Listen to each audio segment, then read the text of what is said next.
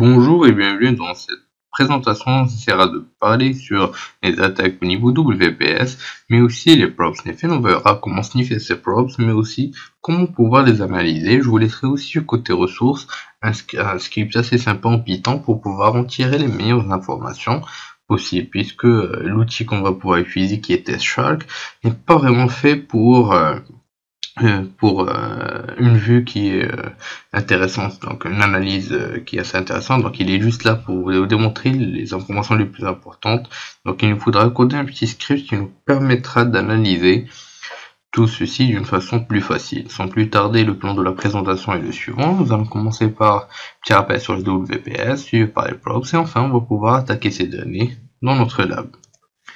Donc concernant les WPS, une nouvelle technique relative aux attaques WPS, qui se base sur le monitoring des props. Donc ces outils facilitant les attaques, WPS pour Wireless Protected Setup. Donc c'est une attaque qui se base sur brute force. Donc on a principalement 10 millions de possibilités, mais c'est restreint, donc suite à l'utilisation de ces données, donc c'est restreint à 11 000 possibilités. Donc c'est ce qu'on va essayer d'étudier ensemble. Donc comme vous pouvez le voir, donc c'est le petit bouton que vous avez là. Quand vous avez quelqu'un qui va se connecter sur votre routeur, donc sur votre point d'accès, il a le choix entre entrer un mot de passe, donc la clé de chiffrement, ou bien vous pouvez cliquer sur le bouton WPS pour lui permettre d'accéder. Donc c'est le point sur lequel il se base notre attaque.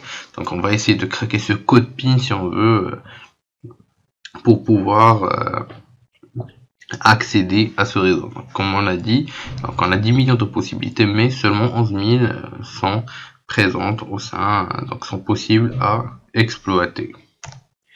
Donc les props permettent d'identifier les HSSID, donc comme on a pu les découvrir concernant les SSID cachés, donc ce qui nous a aussi permis d'utiliser des attaques de type rogue et permet aussi d'identifier des individus ainsi que les traquer. Donc c'est le transit des informations de A à Z. Donc on verra comment récupérer ce transit et comment on pourra analyser ce trafic transitant au sein du réseau. Donc sans plus tarder, passons à la pratique et merci de votre suivi. Une fois au niveau de Kali Linux, la première chose à faire c'est de vérifier si la carte est bien là. Donc on a déjà notre carte en mode monitoring, donc c'est parfait. Donc maintenant on va lancer Aerodump. Donc Aerodump-ng au niveau de l'interface WLAN 0 mon. Donc pour essayer d'analyser rapidement juste les réseaux dont on dispose. Donc notre attaque va se baser sur le réseau TNCAP PZDA8B. Vous pouvez aussi utiliser un outil qui va vous permettre d'automatiquement charger les réseaux vulnérables, donc les réseaux supportant WPS, qui est WASH avec l'option Ignore FCS-I et votre interface. Donc l'outil va se charger de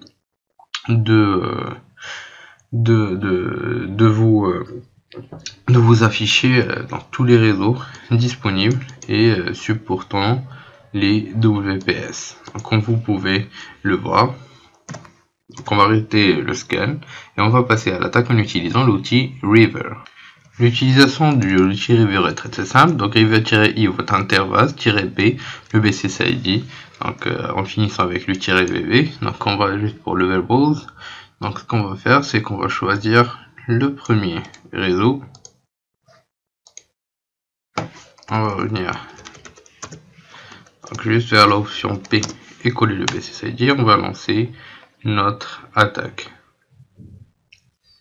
Donc voilà, il est en train de switcher le channel de notre carte et il va, donc comme on a dit, on a 11 000 possibilités effectives, donc 11 000 possibilités réelles.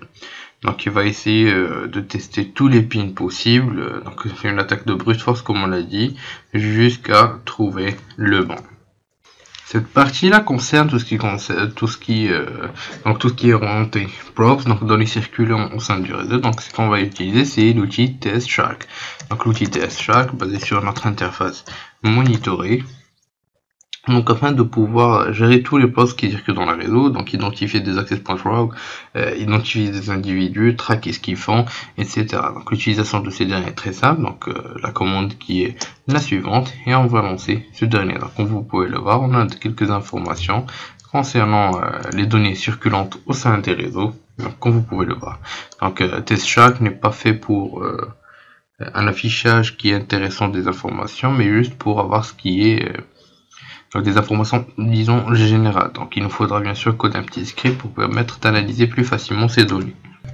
Le script suivant vous permettra donc une meilleure analyse de vos résultats, donc du fichier où il y aura les résultats donc, que vous mettrez comme sortie.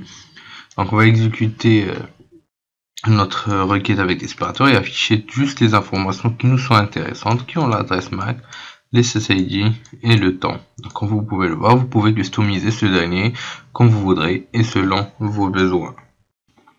Pendant cette présentation, nous avons pu découvrir comment attaquer des WPS, mais aussi comment faire du prop sniffing et avoir un affichage plus intéressant afin de pouvoir traquer les utilisateurs, savoir ce qu'ils font, etc. en utilisant un petit script qui est assez sympa en Python.